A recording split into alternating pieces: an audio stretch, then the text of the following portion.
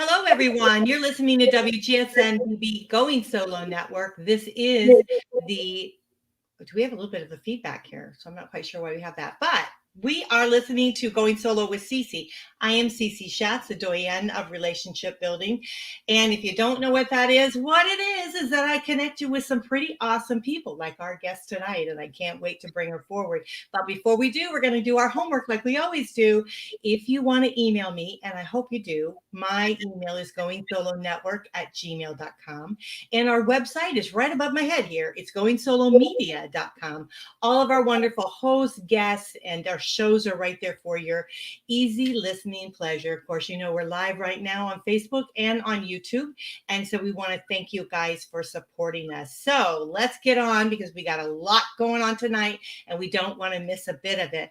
We have Lisa Decker with us. Hello. Hi, Cece. Thank you for having me. Oh, it is so great. And I have been pretty excited about having you because you are truly an expert in divorce money matters. And, you know, when we're going through that difficult time in our life, that money is we just are so fearful of what is going to happen. And so I just thought, you know, our topic tonight is start over smarter. And you're the expert in that field. And so I'm just delighted to have you. So thank you so much for coming on the show here with us. Thank you for offering to have me on. I'm really honored to be here. Yes, that's great. And now also I would like to share with you that Lisa is one of our elite guests. So she is a supporter of our Going Solo Network platform. So you're hopefully going to see a lot more of her. And I'm excited about that. But let's get on with this topic here of start over smarter. Tell us a little bit about yourself and the journey that's taken you to be a divorce coach and helping people through divorce. Sure. Well, I'm actually what's called a CDFA, a Certified Divorce Financial Analyst, as well as a real estate collaboration specialist in divorce. And I began this journey about 13 years ago. I had been in financial services and realized that I wanted to help people going deeper in the matters of divorce. I just wasn't sure how to do that. And I met someone who said, I'm a CDFA. And like many people say to me, I said, a what? And she explained what the role of a CDFA is and how important they are in helping people. And I dove right in. I knew that I needed to go into this deep dive and help clients in a deeper way.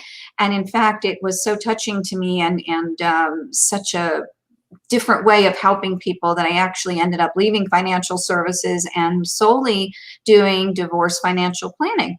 And so it's really been an honor to help people along this path.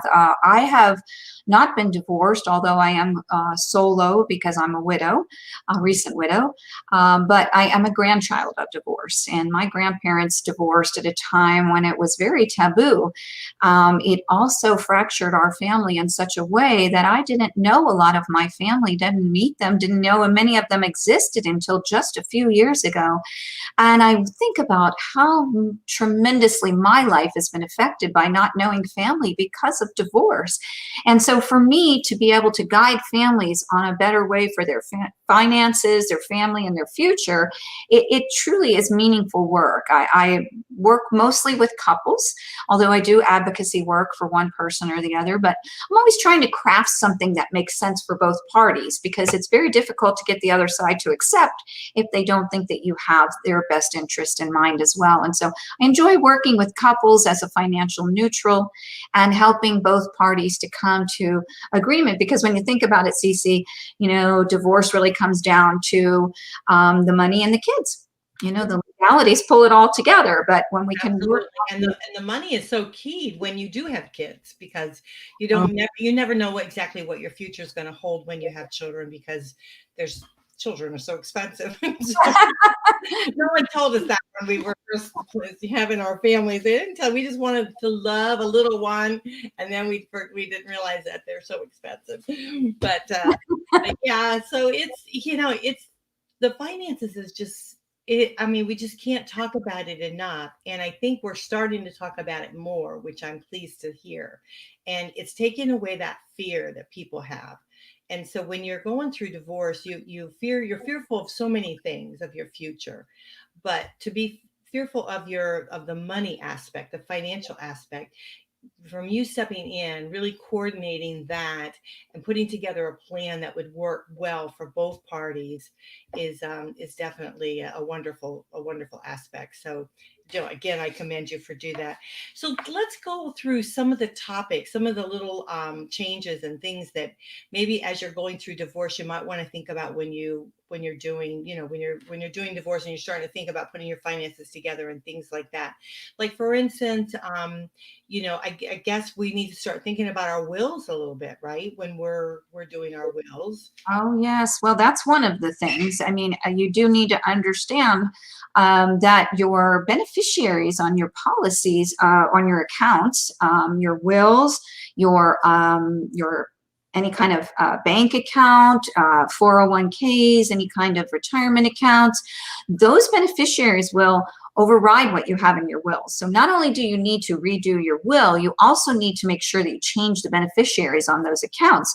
The last thing you want is to have an ex-spouse inherit something that you never intended for them. So a lot of people forget that and they think that the will take care of it, but no, you definitely want to go around and make sure that you change all of your beneficiaries. And in some states, your will will become null and void once you've divorced. So you may not actually have a valid will. And these are things that you want to follow up with on all of the accounts that you have, as well as an estate planning attorney, to make sure that your desires are being met, especially if you have small children, because they cannot inherit personally, minor children. So you'll want to have a trust of some sort that would go into place in the event that something unfortunate should happen to you and your demise. Right. That's very important. And then what about your health insurance and things like that? What do you do about your insurances? Well, once you know that divorce is imminent, you should start getting some quotes. You can do that through the national marketplace, the healthcare.gov marketplace. You can work with agents. That's a great way to go because they know the ins and outs of different things. If you or your spouse have a work policy, if you're being removed from your spouse's policy, for instance, then you will possibly want to check into COBRA. COBRA gives you up to the ability for up to 36 months of continuous coverage after the divorce, as long as you can afford the premiums. They're generally not going to be the same price that your spouse was paying as an employee. So you want to get a quote from the plan administrator at your spouse's job. And also, how much is that going to change for their premium carrying the children, if they'll be doing that, or if you're carrying the work insurance, and removing your spouse, then they will have 60 days. The person who's being removed from the policy will have 60 days once the divorce is final, from the date that the divorce is final, to get new insurance within that window of opportunity. I do want to say that as of February 15th through May 15th this year, the ACA reopened. That's the healthcare.gov marketplace due to the pandemic. So more people can apply than normally. We're past the enrollment period, but you can, do that now. Now, divorce is also a qualifying exception. So, within 60 days, again, from the date of your divorce, you want to make sure that you have applied for a new policy, or you could have a lapse in coverage, and that can have other ramifications. Right. Now, since we're on the subject of insurances, often I have couples ask me about life insurance. Mhm. Normally they had life insurance, on each other and whatever as a beneficiary. What about when you're looking at alimony, someone paying you alimony, this and that? Do you still want to continue having life insurance on that party in case something happens, they're not able to pay that child support, or they're not able to pay that alimony payment? Is that do people do that? Let's talk about that a little bit. Absolutely. Great point. Oh, it's vitally important that payments that you are going to be receiving, that you've been promised to receive in the future, whether it's alimony or child support or a property settlement or something else, that you know that that money will be there in the event that your spouse passes away, the spouse that's paying you. And, also disability insurance, if you can afford it, you want to look into having the paying spouse carry a policy for that. Now, a lot of times people have work policies and they say, well, we've got plenty of coverage that way. But what they don't understand is that if they lose their job or they're downsized or they get sick and they can't work, they also lose that coverage. So I like to recommend that clients have a private policy and that it is held by the spouse and paid for by the spouse who is to receive the benefit, because sometimes exes that are, paying the bills through alimony and child support may forget to pay the premium bill, and that coverage could lapse. So if you are promised, you have money that's promised to you, it's best if you can hold that policy, be the owner of that policy, make sure the premiums are getting paid, at least for the length of time that that coverage is to be in effect. And a term policy is usually a good way to go, much less expensive. And I'm going to say something about life insurance overall, having recently lost my husband, is that, you want to get those policies in place early on. You never know how your health is going to change. I recently went through cancer for a second time. You just don't know what kinds of things are going to come out of left field, and you may not qualify, or your spouse may not qualify to get that policy. So if you have young children and you're married or you're getting started over again, please carry some kind of life insurance to make sure that those that you leave behind are taken care of. Yeah, that's very, very good. And please let me express our sorrow for your loss. We are sorry about that.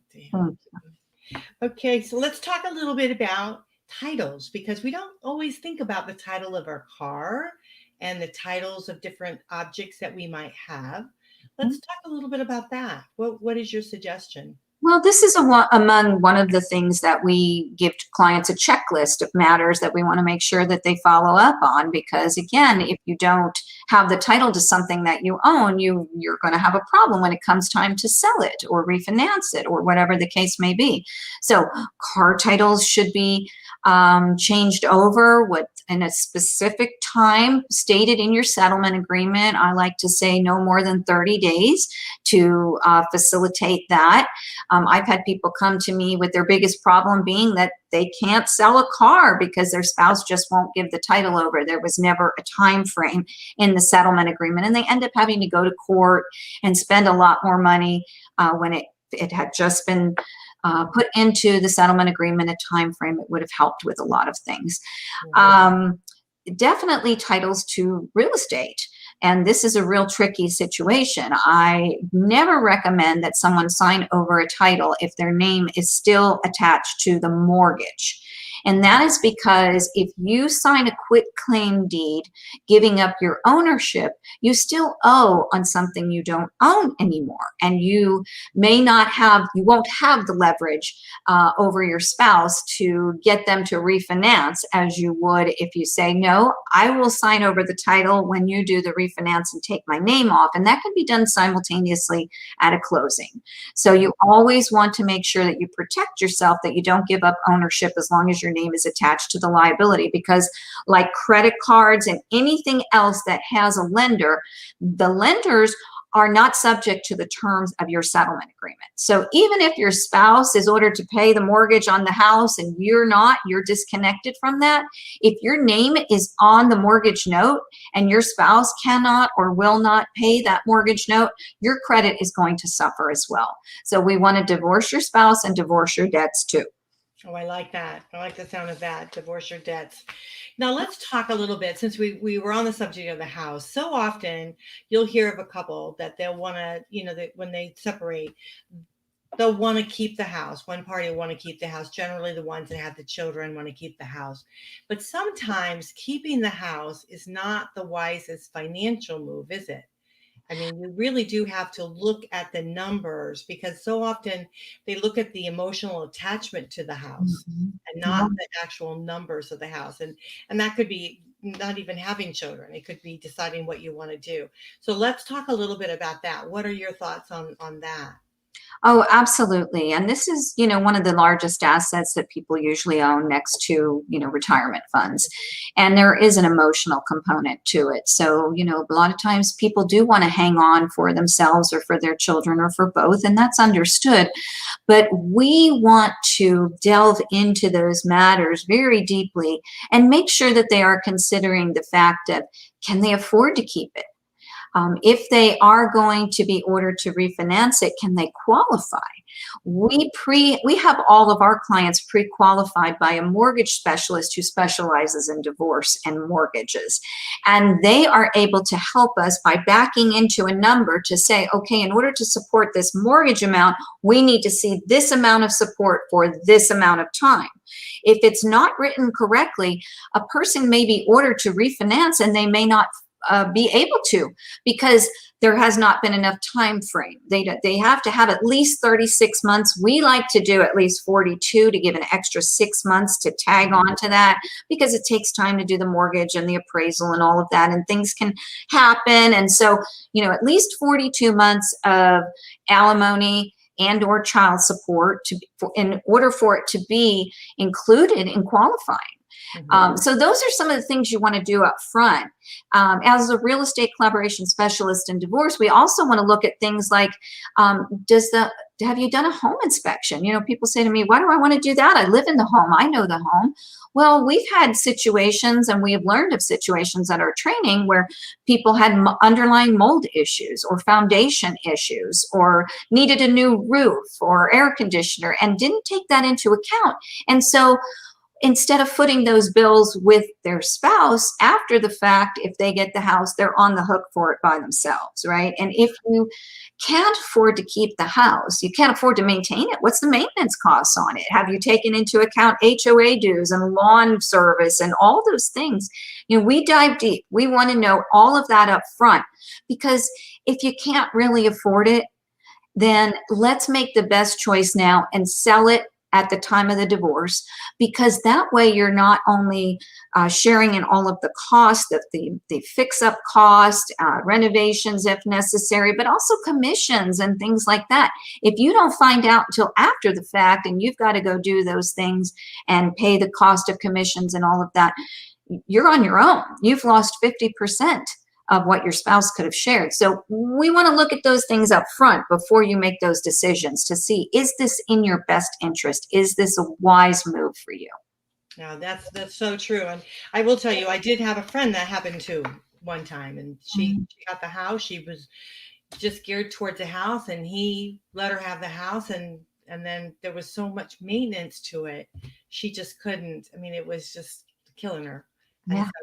So you just got to look at the big picture, right? You got to look at the whole big picture. And sometimes, Lisa, you just can't do that by yourself. Right. Going through this, you're on emotional roller coaster ride. You sometimes can't think straight.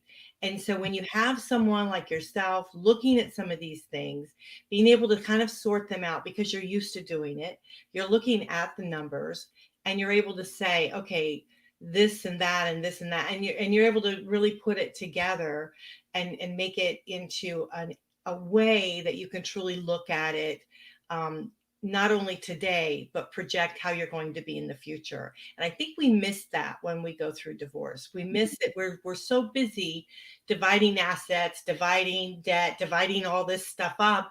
We don't think about what it's going to be, how that is going to affect us 5 years down the road or 10 years down the road or even next year, in many cases. A lot of people say to me, I just want it over with quickly.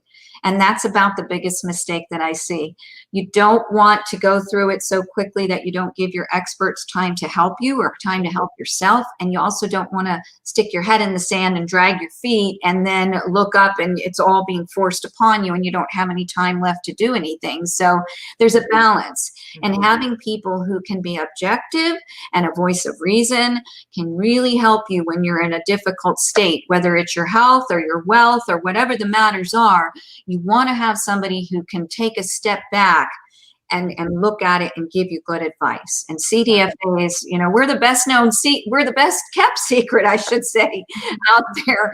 But really, myself and my colleagues work very hard to help people understand, here's what it looks like today, here's what it's going to look like tomorrow, and here's what it's going to look like further down the road, so you can make informed choices. Yeah, I think it's really great to be able to do that, because we just don't always think about that when we're going through divorce. And so this is why I feel coaches are so valuable. Absolutely so valuable, because they've walked in your shoes. They know even though you might not have been through divorce, you're going through the widowhood, and you're also experienced it as, through your family. And so you've seen what can happen, and the pain and the lasting problems that it brings. So is there, another thing I wanted to ask you, we'll probably do it real quick before we move on to our commercial break. And I don't know how long it would be, but I didn't hear about this until after my divorce, was the QDRO. Yeah, very important document. Yeah. Qualified Domestic Relations Order, and it is a legal document that needs to be signed off by the plan administrator of the 401k or pension plan or 403b, what we call qualified plans. No, it doesn't apply to IRAs. They don't need a QDRO, but anything that is falls under ERISA rules and is a qualified plan needs this document. And then once the plan administrator has signed off on it, the judge will sign off on it, and then the money will be transferred to the recipient.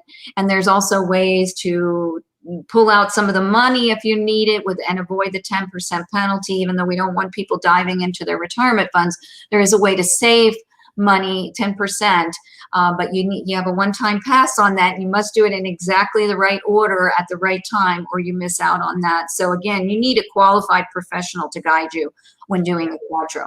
And I will tell you, cross my heart, you do, because I got stung on this myself. Oh, no. This was not in my divorce, and my attorney didn't know anything about it. Oh. And it just got totally mucked up. And so that's why I've learned about that, is how important that is. And I always tell everybody about it, make sure. So you want to speak to someone that definitely knows what they're doing, so you get the correct wording in your documentation, so it can be executed properly, so you're not having to wait to get things done. Here's the thing, Lisa. The more we can control, more knowledge we have, the more decision making we can do, the more we can kind of control our lives. We feel like we're in the driver's seat. I'm sure there's things going to go crazy every now and then and whatever, but the more we take an active role into our decision making, it just makes us feel better, doesn't it? It makes us feel like we're in the driving seat rather than we're trying to just chase that car down the road and try to catch it, right? Yeah, you're driving the train instead of trying to hop aboard. And, I like to say, be a proactive partner, not a passive participant. You have to be involved. These are the matters of your life and your future, and you have to understand things. And, if you're working with professionals who are not willing to take the time, whether it's your lawyer or your financial advisor, your realtor, whoever it is, if they're not willing to sit down and take the time to explain things so that you understand them, then you're not working with the right folks, because this is a time when you need not only guidance, but you need to understand. We like to educate people in our practice. This is, I can crunch numbers and all day long and hand people reports and say, here you go. But for me, like one thing, for instance, in our firm, when somebody comes to us, we have them input their own data in our software. And the reason, and people hate that, honestly, clients don't like to do that. I'm paying you to do that. Well, you can. We're happy to do that for a charge, but I would rather you save the money. But even more so, I want to empower you to be involved in this process. And there's something about when you start gathering the data, when you start inputting the information, you really start touching, what do I own? What do I owe? What might be owed to me? And now you start taking ownership of it, and you start getting more familiar with it, and it's empowering. I've had a lot of people who were so scared of that step, and then afterwards said to me, I feel so much better now. At least I know. At least I understand. Yeah, I agree with you. I totally do. So we're going to pull our heads out of the sand and we're going to face this, spot on. And I really do appreciate you coming on the show. We're going to take a quick break. When we come back, let's talk a little bit more about moving forward in money matters, and then also matters of the heart, because, it's a roller coaster ride that we go through when we have a relationship loss of any sort, whether it be by divorce or by death. And it's a roller coaster ride that we're on. And so we want to try to make things a little bit easier and really be more in touch with what we can do to make a change in our lives. So we're going to do that when we come right back. Everyone, we have Lisa Decker here with us, and we're talking about Start Over Smarter. Again, Lisa is a CDFA, a Certified Divorce Financial Analyst, and an RCS-D, which is a real estate collaboration specialist in divorce. And she's nationally recognized and an expert in the financial matters of divorce. So we are very, very proud to have her here on the station with us. And I am looking forward to the second part of the show. So you guys stick with us. We'll be right back. We're just going to do our little commercial, and we'll be right back with you.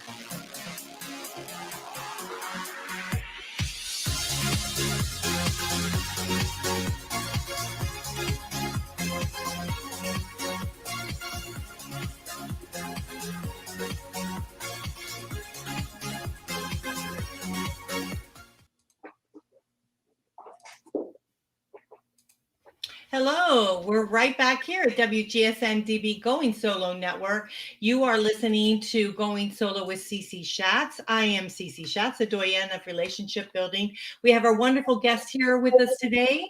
We're talking about Start Over Smarter with elite guest Lisa Decker, Divorce Money Matters. And again, if you guys missed the first part of the show, you better go back and listen to it, because we covered a lot of financial information. If you're going through any kind of loss, whether you're going through relationship, divorce, or widowed, or anything like that, any type of split up that you are having a relationship loss, and you've got some financial matters that are connected. So we talked a lot about different things on the first part of the show. Lisa is a nationally recognized expert in the financial matters of divorce. She's a CDFA, Certified Divorce Financial Analyst. She's an RCS-D, Real Estate Collaboration Specialist in Divorce. We are so honored to have her on the show here with us. So thank you so much. Thank you. Yeah, we just love having you. So the first part of the show, we talked a lot about different things that we need to do. We need to be paying closer attention to. But now this time in the show, let's talk a little bit about moving forward. As we move forward, what do we want to do, with regards to money matters, when, like, credit reports, and, what do we do with some of this other financial stuff, that we've got to take care of? I know you say, I'm the kind of person you would need the help. I think we all need a little help, because none of us are experts in everything, right? So it's never too late to start as well. So once you know that all the financial matters of your divorce are finished, and that's really important, you don't want to leave any details hanging. You also want to move forward with your money matters. So when you're getting into a new relationship, I can't stress this enough. Please keep your separate property separate. So let me define separate property. Separate property is going to be anything, if you're getting married, that you bring into the marriage. So if you own a home, or you have bank accounts of your own, or retirement funds, make sure you document how much those accounts are worth. at the time of the marriage. There may be a marital component to retirement funds if you're still contributing to them, or growth on those.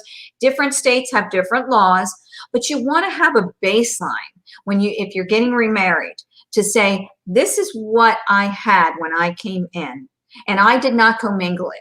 Okay, that's another important word. It means I didn't add my spouse to the title. Now, with a 401k or retirement funds, you can't do that, but you certainly want to be very careful how you add funds to existing accounts, okay? If you have a brokerage account, keep that money separate. Don't use that money for marital things, because sometimes that transmutes them, makes them marital.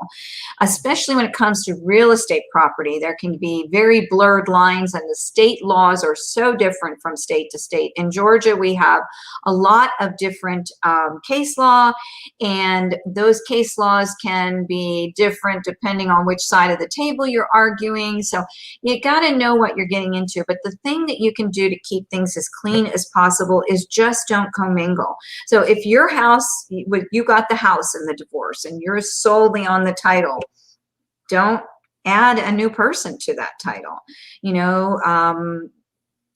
It's a matter of, yeah, I know it's your new spouse and you want them to be a part of things, but you may just be giving them half of your equity in the property by putting their name on the title. And be very, very careful.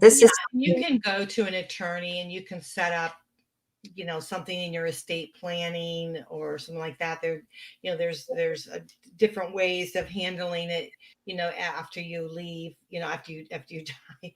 So there's different things that you can do, that you can have a life estate. You can have different things like that. So, so you definitely want to go to someone that specializes in those type of matters, and you do, because you have the real estate, and you could talk to someone, with regards to what can take place and what you truly want to have happen. So I think that's definitely important. Now, what about this run background checks as necessary? What's that? Because everybody gets a little worried about running some sort of like, okay, I'm going to date you, but I want to run a background check on you first. What do you? Doesn't Give me your fingerprint, do a DNA, swipe your DNA. Let's check everything out. Well, I like to be a little subtle about that. But, I would say, look, you're getting into a new relationship. It seems like you want to take it to the next step. So let's start having some conversations around the finances, because a lot of times people don't mesh in those ways. You've got one who's a spender and one who's a saver, and that causes a clash there. I've handled a lot of cases where people have gotten married and didn't really know that their ex, or their new spouse, I should say, soon to be ex once they've come see me, but that their spouse at the time had filed bankruptcy, sometimes more than once. And now here they are in a new marriage, and suddenly they don't want to work anymore. And, they're living off of the working spouse. And, it just doesn't set things up really well, and they end up getting divorced. So put it all out on the table. If you really are looking at getting into a new relationship, sit down, have the conversations. Yeah, it's difficult, but you know what? If you can't talk about it now, you're certainly not going to talk about it later. And what's your history? What was it like growing up in your family? How did you view money? And see, if you can bring these conversations together. It's also an eye opener about the person that you're with. And take out your credit reports and set them on the table and say, here, I'm an open book. This is what I've done. This, you can see I have credit problems, but I've learned from them. Or, gee, I made some mistakes and I'm still trying to figure it out. But it's best to know that up front. And the other thing is, I like to be very trusting, but trust but verify, because, you only have to turn on the news every night. I just watched something last night about, people who are just out there preying on people. And so, if it looks like someone who you seriously want to be involved with, just do a background check. There are background check services online, and you don't even necessarily have to tell them. I just feel like that's probably, if, not in the early stages, but if it's going to a point where you're really feeling serious about someone, I would run a background check and just see, is this person who I really think they are? Because there's a lot of scammers out there. Yeah. And I have to be honest, if I in a relationship and I feel like it's going somewhere, really, really good, it's going somewhere. I do a background check. And I have been surprised about Mm. what I found, and so there was a little bit of explanation, that needed to go with it. So yeah, but we all have a life, right? And it's not like you necessarily want to judge. You just want to be informed. And so Exactly. it's important to have the conversations you need to have, most certainly. So let's talk a little bit about matters of the heart, because I know we're getting down to it. And I want to make sure before we get on to that, I would like to make sure that everyone knows about the book that you've written here. You're an author of How to Divorce Your Spouse, Not Your Money. And that's available on Amazon Kindle. So if anyone would like to go and get that, it's How to Divorce Your Spouse, Not Your Money. So often we hear these horror stories as we're going down through, the trip of divorce and separation. And some people are just spending money hand over fist for attorneys and for different things that maybe they're just not accustomed to. Maybe it's better to read a book like this to, start understanding what you can do to try to, save your money a little bit. So that's Or a definitely, lot. yeah. There Definitely. are ways to go about it better. I have a roadmap. Again, it's like being informed, isn't it? Like we're Yeah. just not informed, and so often we just put our lives into somebody else's hands, Mhm. and they only cover one little portion of their expertise. They don't cover all of the whole big picture. And so, I think the more knowledge we have, the more knowledge is golden. And so that's a special thing. So divorce your spouse, not your money. So that's important. And also, Lisa runs, it's called Divorce Town USA, and she recently started, and she's sponsoring the Divorce Help and Hope support group. I don't know what I'm doing today. The Divorce Help and Hope support group, and it meets virtually twice a month. So you want to connect with her on Facebook. She's got everything on Facebook too. So it's right there. But it's Divorce If you don't mind. USA. So let's put that up here. There you go. DivorcetownUSA.com. We've got webinars that we do monthly, professional networking, and these support groups that are just going fabulous. And they can be found also at meetup.com. So the Divorce Help and Hope Support Group. We'd love to have you there. Okay, wonderful. So again, and then her other website is divorcemoneymatters.com. It's divorcetownusa.com. And then if you want to email her, it's lisa@divorcemoneymatters.com. Her phone number is 678-562-2599. So that's 678-562-2599. So you can reach her that way. So let's talk about the matters of the heart, because that is always, even when we get the finances sorted, we get the separation sorted, we get things like that sorted, we still are in that muckety muck of feeling like, how can we go forward? So let's talk a little bit about hardening our heart, because that's something we certainly don't want to do, right? Right. Yeah. A lot of people say to me, I'm never going to get married again. Don't worry, you'll never see that happen. And, we don't want to really be alone the rest of our lives, most of us. Even with the worst of circumstances, everyone wants to have companionship in most cases. So, think about that. Let some time pass. Don't jump in too soon into a new relationship. We don't want you to be finding yourself in the middle of a rebound relationship. That typically doesn't go very well, but you don't close your heart off to a new love or a new person coming into your life. And, I also tell folks not to introduce a new person in your life, a new relationship too quickly to the kids. Kids, they can get attached very quickly. And then if it doesn't work out, it's another loss for them, another disappointment. And also you want to make sure that this person is someone safe to be around your children. Because there are predators out there. Predators not only looking for divorcees to see if they can get into their settlement, And I have seen that, but also predators looking for children who may not have as much attention. Mom's now a single mom and she's not got the time and she's working, and these predators are looking for children who may be looking for attention. And I've worked with organizations. Atlanta, where I am based, Atlanta area, has the highest rate of sex trafficking in the United States. And, a lot of that goes on here. Predators will many times come into your life as a family friend or a new friend and just seem like a godsend. And here they are really grooming you and your children for devious means. So be very, very careful, but don't let your heart harden. Use those background checks wisely. Yeah, definitely. So a tip out there, if you are dating, don't put your kids on the dating site. So don't put your kids' pictures up there, no matter how cute they are.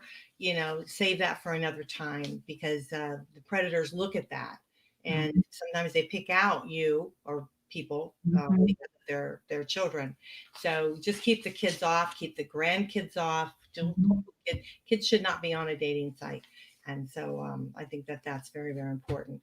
So let's talk a little bit about if we want to progress, and and since we're getting ready to wrap up the show, Lisa, if we feel that we are really kind of stuck in this problem of separation, relationship loss, and we kind of don't really know where we need to go, are there any quick tips that you can give someone, like what they need to kind of compile together, or what they could do to try to help themselves to be able to at least collect themselves through the emotion and be able to move forward a little bit with regards to their separation, their divorce?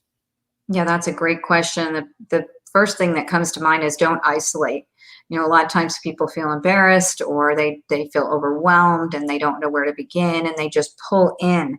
And this is a time when you really need to have support around you. It's not a time to do it alone or be alone.